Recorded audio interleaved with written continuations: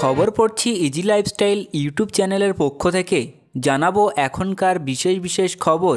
আর প্রতিনিয়ত দিনের বাছাই করা খবরগুলি পেতে অবশ্যই আমাদের চ্যানেলটি সাবস্ক্রাইব করে রাখুন। শুরুতেই হেডলাইন্স। সন্দেশখালিতে গিয়ে হস্তক্ষেপ করল রাজ্য শিশু কমিশন। কোল থেকে ছুঁড়ে ফেলা সেই শিশুর পরিবারে গেল রাজ্য শিশু কমিশন। এবার সন্দেশখালির নিন্দনীয় ঘটনা ও ইডির তলব নিয়ে মুখ খুলল তৃণমূলের সাংসদ দেব। পৃথিবীর বায়ুমণ্ডলে এসে ধ্বংস হলো ভারতীয় স্যাটেলাইট, কি বলছে ইসরো?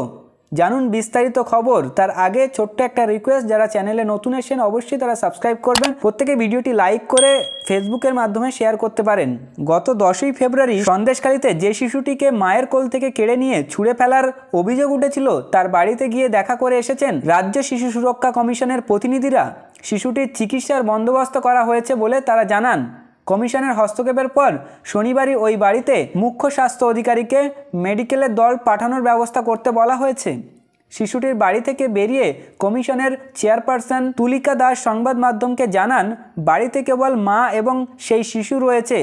তারা বাড়িতে থেকে বেরোতেই ভয় পাচ্ছেন, ফলে চিকিৎসা পরিষেবা মিলছে না। তুলিকা বলেন, ওরা খুব ভয় পেয়ে আছেন, বাড়ি থেকে বেরোচ্ছেন না। আমরা গিয়ে প্রথমেই জিজ্ঞাসা করেছি আপনারা কি চান। শিশুটির মা জানান, সেই দিনের পর থেকে শিশুটিকে তিনি চিকিৎসকের কাছে নিয়ে যেতে পারেননি। চিকিৎসার বন্দোবস্ত করা হোক, আর আমরা সেই সঙ্গে সঙ্গে ব্যবস্থা করে দিয়েছি। শনিবারই বাড়িতে পৌঁছে যাবে মেডিকেলের দল। এছাড়া ওরা যেহেতু বাড়ি থেকে বেরোতে পারছেন না, তাই ওদের খাবারের বন্দোবস্ত করা হয়েছে। আমরা সংশ্লিষ্ট কর্তৃপক্ষকে বিষয়টি দেখতে বলেছি। পরিবারের নিরাপত্তার বন্দোবস্ত করা হয়েছে বলে জানান তুলিকা। কমিশন স্থানীয় থানায় ওই পরিবারকে নিরাপত্তা দেওয়ার কথা জানিয়েছে। তাদের বাড়ির সামনে একজন পুরুষ এবং একজন মহিলা পুলিশ কর্মী বহাল থাকবেন। গত 10ই ফেব্রুয়ারি সন্দেশখালিতে ওই শিশুটির উপর অত্যাচারের অভিযোগ প্রকাশ্যে এসেছিল। এই অভিযোগ প্রকাশ্যে আসার পরেই বিষয়টি নিয়ে রাজ্য শিশু সুরক্ষা কমিশন পদক্ষেপ করে। সংশ্লিষ্ট কর্তৃপক্ষকে চিঠি দিয়ে 24 ঘন্টার মধ্যে রিপোর্ট তলব করা হয়েছে।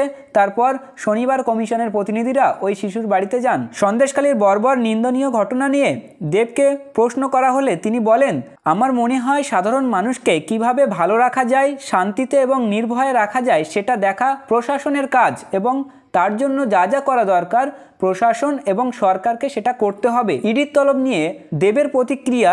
দেব বলেন, দেশের প্রতি, দেশের মানুষের প্রতি আমার কর্তব্যকে সবচেয়ে এগিয়ে রাখি। আমি আমার কর্তব্য পালন করব, নিশ্চয়ই যাব। গত 14ই ফেব্রুয়ারি পৃথিবীর বুকে ভেঙে পড়ল ইসরোর স্যাটেলাইট কাস্টোস্যাট দ্বিতীয়। দীর্ঘ 12 বছর মহাকাশে কাজ করেছে এই স্যাটেলাইটটি। বিগত 5 বছর ধরে অকেজো অবস্থায় এই স্যাটেলাইটটি মহাকাশে ছিল। কাস্টোস্যাট দ্বিতীয় যে মহাকাশ থেকে পৃথিবীর বায়ুমণ্ডলে প্রবেশ করেছে এবং সেটি পৃথিবীর বুকে আশ্রয় পড়েছে, সেই খবর নিশ্চিত করেছে ইসরো। ভারতীয় মহাকাশ বিজ্ঞান গবেষণার প্রতিষ্ঠান জানিয়েছে, বুধবার 14ই ফেব্রুয়ারি এই স্যাটেলাইটটি পৃথিবীর বায়ুমণ্ডলে প্রবেশ করে মহাকাশ থেকে।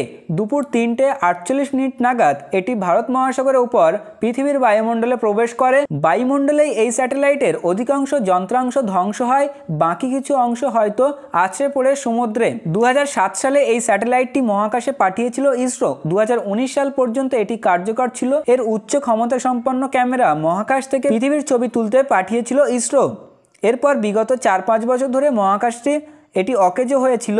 তবে মহাকাশকে জঞ্জাল মুক্ত করার লক্ষ্যে এই অকেজো উপগ্রহটিকে পৃথিবী থেকে ফেরানোর পরিকল্পনা ছিল ইসরোর। সেই মতো গত 14ই ফেব্রুয়ারি মহাকাশ থেকে বায়ুমণ্ডলে প্রবেশ করে কাস্টোস্যাট দ্বিতীয় উপগ্রহটি।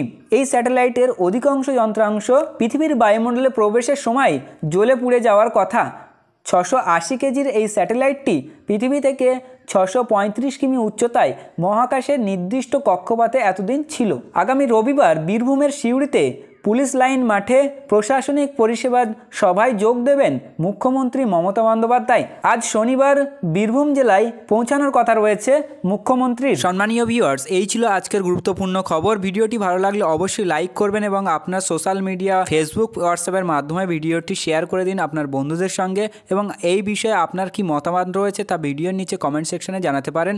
এবং যারা এখনও চ্যানেলটি সাবস্ক্রাইব করেনি তারা ভিডিওর নিচে লাল কালারের সাবস্ক্রাইব বাটনটি ক্লিক করে সাবস্ক্রাইব করে রাখুন, পাশে থাকা ঘন্টাটি বাজিয়ে রাখুন।